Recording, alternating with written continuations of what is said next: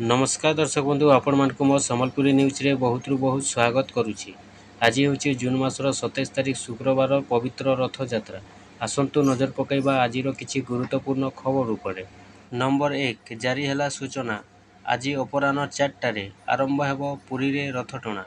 एनै सूचना देले पुरी श्रीमंदिर मुख्य प्रशासक कहिले नीति निर्घंट अनुଯାयी कार्य करा जिवो। मंगलवार परे पहंडी नीति आगकू बढ़िबो। सकाल 9टारू 9:30 भितरे पहंडी हेबो।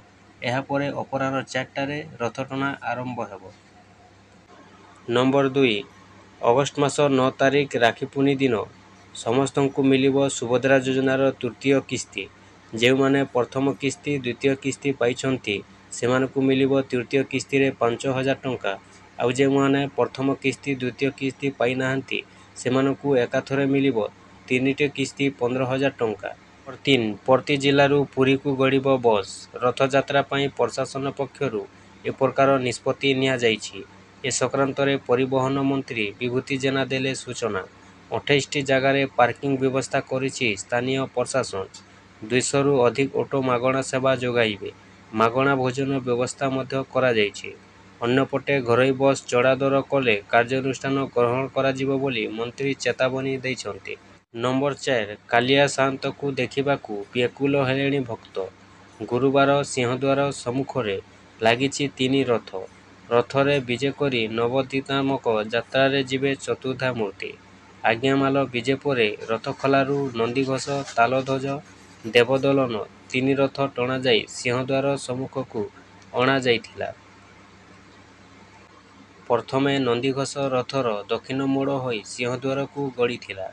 एहा पछकू देवदलन एवं तालध्वज रथकू पुलिस कर्मचारी टाणी सिंहद्वार सम्मुखकू आनिथिले। घंट घंटा नादरे कंपुछि बड़दाण्ड। रथपथ प्रस्तुत। आज विश्व प्रसिद्ध घोषयात्रा। जन्मवेदक्यू यात्रा करिबे बेनी भाई। सांगरे रहिबे भौणी सुभद्रा। एथिपाई केते प्रस्तुति केते आयोजन। इतिमध्यरे रथयात्रा पाई कार्यसूची धार्य करा जाइछि। शुक्रवार सकाल 9टारे 3 रथकू प्रतिष्ठा करा जिवो। 9:15 रे मंगलार्पण परे 9:30 रु पहंडी हेबो। मध्याह्न 12:30 सुधा दारू विग्रह रथारूढ़ हेबे। 2:30 रु 3:30 मध्यरे गजपति महाराजा छेरा पहरा करिबाकू थिबा बेले चारमार फिटा जाई अपराह्न 4टारे रथ टଣା अनुष्ठित हेबो बोली निष्पत्ति निया जाइछि। प्रबल वर्षारे भिजुछि सारा ओडिशा। आसंता जुलाई 2 तारिख जाए बिजुली घड़घड़ी सह प्रबल वर्षा हेबा नै विभिन्न जिला को ऑरेंज येलो वार्निंग जारी करिछि भुवनेश्वर स्थित आंचलिक पाणीपाग केन्द्र। आसंता 24 घंटा मध्यरे बिजुली घड़घड़ी सह अति प्रबल वर्षा पाई राज्यर 7टी जिला को ऑरेंज वार्निंग जारी होइथिबा बेले 19टी जिला को येलो वार्निंग जारी करा जाइछि। ऑरेंज वार्निंग जारी होइथिबा जिला गुड़िक हैला सुंदरगढ़, सम्बलपुर, केन्दुझर, मयूरभंज, सोनपुर, बौद्ध और बलांगीर। सेहिपरि येलो वार्निंग जारी होइथिबा जिला गुड़िक मध्यरे रहिछि बालेश्वर, भद्रक, जाजपुर, जगतसिंहपुर, केन्द्रापड़ा, पुरी, खोर्धा, कटक, नयागढ़, गंजाम, गजपति, ढेंकानाल, अनुगुल, देवगढ़, कंधमाल, कलाहांडी, नुआपड़ा, बरगढ़ और झारसुगुड़ा। जून 27 रु 28 तारिख मध्यरे बिजुली घड़घड़ी सह प्रबल वर्षा पाई 15टी जिला को येलो वार्निंग जारी होइछि।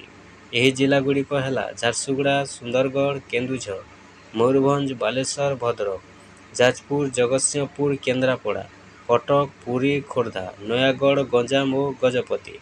जून 28 रु 29 तारिख मध्यरे सुंदरगढ़, झारसुगुड़ा, सम्बलपुर और बरगढ़ जिला को प्रबल वर्षा पाई येलो वार्निंग जारी करिछि पाणीपाग केन्द्र। सेहिपरि सुंदरगढ़, केन्दुझर और मयूरभंज जिला को प्रबल वर्षा पाई येलो वार्निंग जारी होइछि।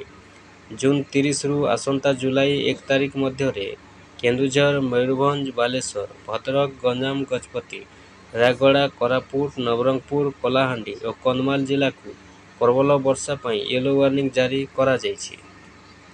सेहिपरि जून 1 रु 2 तारिख मध्यरे गंजाम, गजपति, रायगड़ा, कोरापुट, मालकानगिरी, नवरंगपुर, कलाहांडी और कंधमाल जिला को प्रबल वर्षा पाई येलो वार्निंग जारी करिछि पाणीपाग केन्द्र। नंबर 6 ଆଦାନୀ ଗ୍ରୁପ ପକ୍ଷରୁ ଓଡ଼ିଶାର ବିଶ୍ୱ ପ୍ରସିଦ୍ଧ ରଥଯାତ୍ରା ପୁରୀରେ ସେବା ଆରମ୍ଭ କରାଯାଇଛି। ଜୁନ୍ 26ରୁ ଜୁଲାଇ 8 ତାରିଖ ପର୍ଯ୍ୟନ୍ତ ଚାଲିବାକୁ ଥିବା ରଥଯାତ୍ରାରେ ଭକ୍ତ ଓ ଅଧିକାରୀଙ୍କ ପାଇଁ ଖାସ୍ ବ୍ୟବସ୍ଥା କରାଯାଇଛି। ଚଳିତ ବର୍ଷ ପ୍ରୟାଗରାଜରେ ହୋଇଥିବା ମହାକୁମ୍ଭ ମେଲାରେ ସେବା କରିବା ପରେ ଏବେ ଆଦାନୀ ପୁରୀରେ ତା'ର ସେବା ଆରମ୍ଭ କରିଛି। ଶ୍ରୀଜଗନ୍ନାଥଙ୍କ ଏହି ବିଶ୍ୱ ପ୍ରସିଦ୍ଧ ରଥଯାତ୍ରାରେ ଦେଶ ବିଦେଶରୁ ଲକ୍ଷାଧିକ ଭକ୍ତଙ୍କ ଆଗମନ ହେବ। ଏଥର ପାଖାପାଖି 40 ଲକ୍ଷ ଭକ୍ତଙ୍କ ମାଗଣା ଖାଦ୍ୟ ଓ ଥଣ୍ଡା ପାନୀୟ ପ୍ରଦାନ କରାଯିବ। ସେଥିପାଇଁ ପୁରୀର ବିଭିନ୍ନ ସ୍ଥାନରେ କାଉଣ୍ଟର ଖୋଲାଯାଇଛି। ସେଠାରେ ଭକ୍ତମାନଙ୍କୁ ମାଗଣା ଓ ପୌଷ୍ଟିକ ଖାଦ୍ୟ ମିଳିବ। ଗରମରୁ ରକ୍ଷା ପାଇବା ପାଇଁ ଥଣ୍ଡା ପାନୀୟ ମଧ୍ୟ ମାଗଣାରେ ପ୍ରଦାନ କରାଯିବ। ଆଦାନୀ ଗ୍ରୁପର ଅଧ୍ୟକ୍ଷ ଗୌତମ ଆଦାନୀ ଏନେଇ କହୁଛନ୍ତି, ସେବା ହିଁ ସାଧନା ଅଟେ। ସେଥିପାଇଁ ସ୍ଥାନୀୟ ଲୋକଙ୍କ ସହ ମିଶି ଆଦାନୀ ଗ୍ରୁପ ଏହି ମହତ୍ କାର୍ଯ୍ୟ ଆରମ୍ଭ କରିଛି। ନମ୍ବର 7 ଜମି କିଣନ୍ତୁ ବା ଜାତିଗତ ପ୍ରମାଣପତ୍ର କିମ୍ବା ଇନକମ୍ ସାର୍ଟିଫିକେଟ୍ ବାହାର କରନ୍ତୁ। ତହସିଲ ଅଫିସ କି ସବ୍ ରେଜିଷ୍ଟର ଅଫିସକୁ ଆଉ ଦୌଡ଼ି ଦୌଡ଼ି ନୟାନ୍ତ ହେବାକୁ ପଡ଼ିବନି। ହାତ ପାହାନ୍ତରେ ମିଳିବ ସରକାରୀ ସୁବିଧା। ଏଥିପାଇଁ ସରକାର ଆଣିଛନ୍ତି ଇ-ରେଜିଷ୍ଟ୍ରେସନ ଆପ୍। ଗୋଟିଏ ଚୁଟକିରେ ସମାଧାନ ହେବ 18 ରାଜସ୍ୱ ସେବା, ଯାହାଦ୍ୱାରା ସବ୍ ରେଜିଷ୍ଟର ଅଫିସର ଭିଡ଼କୁ ଦୂର କରାଯାଇପାରିବ। ରାଜସ୍ୱ ସେବା ଆହୁରି ସଚ୍ଚୋଟର ଲୋକଙ୍କ ନିକଟତର ହେବ। ଜମିଜମା ପଞ୍ଜୀକରଣ ପାଇଁ ଅନଲାଇନ୍ ସ୍ଲଟ୍ ବୁକିଂ। ବୁକିଂ ହେଉଥିବା ସ୍ଲଟ୍ର ସ୍ଥିତି ଜାଣିବେ। ଜମିର ସରକାରୀ ନିର୍ଦ୍ଧାରିତ ମୂଲ୍ୟ ଜାଣିପାରିବେ। ଜାତି, ଆୟ, ରେସିଡେଣ୍ଟ ପ୍ରମାଣପତ୍ର ନକଲ ପାଇଁ ଆବେଦନ ପରିଦର୍ଶକମୂଳକ ପଞ୍ଜୀକରଣ ନିମନ୍ତେ ଆବେଦନ। ସାଧାରଣ ଲୋକଙ୍କୁ ତ୍ୱରିତ ରାଜସ୍ୱ ସେବା ପ୍ରଦାନ ପାଇଁ ନିଷ୍ପତ୍ତି ନେଇଛନ୍ତି ସରକାର। ଏଥିପାଇଁ ଇ-ରେଜିଷ୍ଟ୍ରେସନ ଆପର ସୃଷ୍ଟି।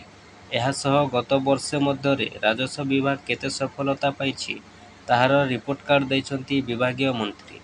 ବର୍ଷକରେ 20,358ଟି ସରକାରୀ ଶିକ୍ଷାନୁଷ୍ଠାନକୁ ସ୍ଥାୟୀ ପଟ୍ଟା, ବସୁନ୍ଧରା ଯୋଜନାରେ 16,727 ବାସହୀନଙ୍କୁ ଘରବାଡ଼ି ପଟ୍ଟା ପ୍ରଦାନ କରି ସଫଳତାର ପୃଷ୍ଠା ଓଲଟାଇଛନ୍ତି ସୁରେଶ ପୂଜାରୀ।